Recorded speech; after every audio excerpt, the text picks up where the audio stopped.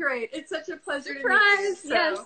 Yes. Thank you for your interest in Valentine. I'm so excited to be able to share it with a lot of people. So, Oh my gosh, yeah. it's so good from like the first page. And I feel like, I know I was just saying this a second ago, I feel like my attention span these days is all over the place, and it's hard for me to really like sink into a book the way it used to be really easy for me to do. And Right. your book, I was like, oh, and I didn't want to put it down. So thank you. Glad to, I'm so glad to hear that because, I wanted to write a book that was also, like exciting, you know what I mean? Like in addition to doing these sort of, deep dives into the lives and characters of these women, I really wanted to write a book that moved along. So yeah. Thank you. So you sure did. If anybody doesn't know who's watching or listening what Valentine is about, would you give like, oh, there we go.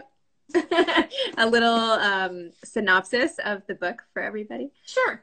So Valentine opens on February 15th, 1976 in the oil patch outside of Odessa, Texas, which is a small city at the southern end of the Llano Estacado in the Permian Basin. It's most people, if insofar as people know it, who don't have ties to the oil and gas industries, it was actually the real town that Friday Night Lights was based on. So, and it opens in the immediate aftermath of a vicious assault against a 14-year-old Mexican-American girl, and then sort of follows the next 6 months, a variety of women and girls in town, as well as this young woman, and sort of chronicles the fallout of the crime and the days leading up to the trial and the effect it has on all these women and girls in town, but also on Glory Ramirez, the young woman, and her family. So how did you, this is your debut novel. It is so 52.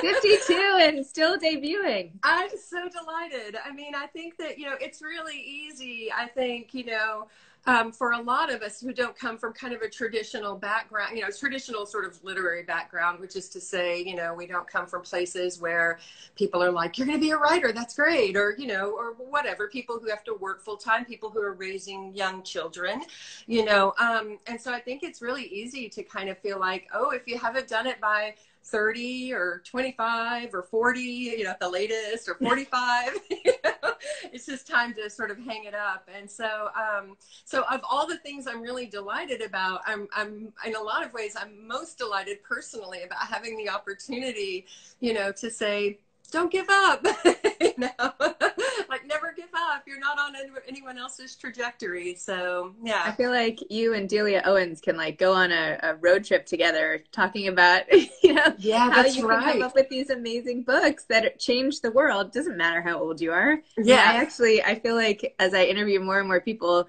the older people are getting, the better their books are getting, right? Because you have more wisdom and experience and all the rest. So well, yeah. I don't know about wisdom, but I will say this. I think it would have been, it would have been impossible for me to write this book before I became a mom. I had started, sort of making sort of inroads into some kind of book, before I had my son.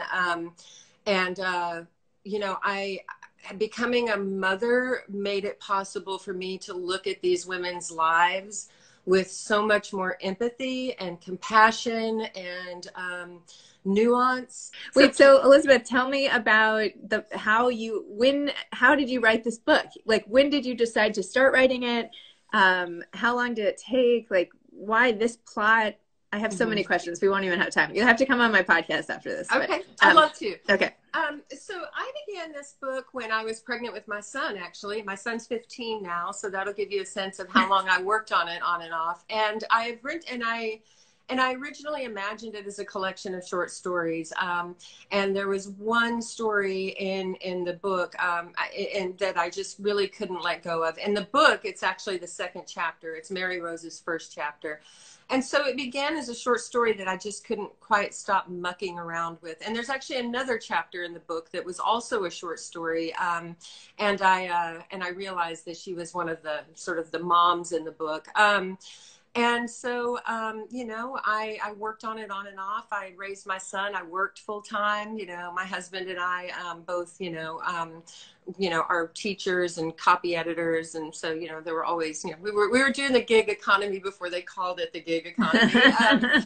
And so I just worked on it as I was able over the years. And this is what I ended up with. The idea for the book actually came very much from my own childhood, in the sense that I was a modeling kid, kind of a weird kid, as every writer is, I think.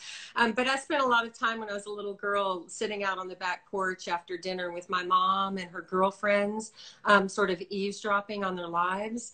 And, you know, and during oil booms, they would talk about their bosses, and they would talk about their husbands and their children's, and, you know, their children and their various struggles. And during oil bust, I would listen to them talk about who had lost jobs, who was moving out of town, you know, whose house had been foreclosed upon. And then I heard them talking about things that they, you know, lowered their voice and, you know, didn't want me to hear about. And so those voices really stuck with me. And one of the things I've been telling people as they've asked is, if this makes any sense at all, the voices and the place are very much real. Larkspur Lane is very much based on the street I grew up on, but the characters and the stories are fiction, you know, and so the characters and the fiction and the story are just sort of deeply imagined, fiction.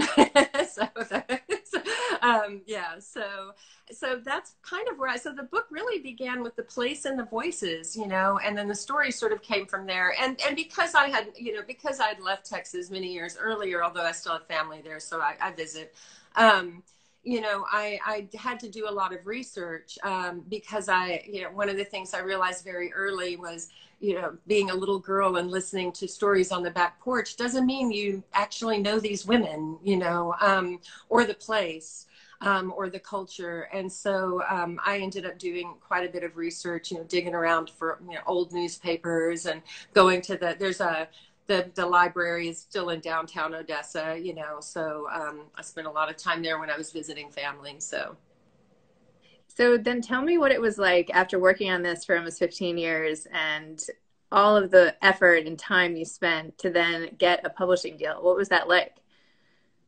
The whole thing has been unreal to me, and it continues to be so every single day. The book came out on the 31st, and the night before the book came out, I turned to George, my husband, and I said, you know, because it's been a bit of a scamper, adjusting our sales to everyone's new reality, you know, and book tours were canceled, as they should be, but nonetheless, you know, we've really been scampering. And I turned to my husband the night before the book came out, and I said, you know, I think after the book comes out tomorrow, things are going to get real quiet. I'm sure of it. So, so it's been and it's also been an amazing surprise. I'm so thrilled that people are going to be reading my book, you know, and that hopefully these characters will touch their hearts, but also, and that they'll come away from the book, you know, maybe in some tiny way being reminded of their own capacity for courage and, and strength and resilience and looking out for each other. These are women who don't have a lot. These characters are women who don't have a lot of resources in a lot of ways. They don't have a lot of money. They don't have a lot of education.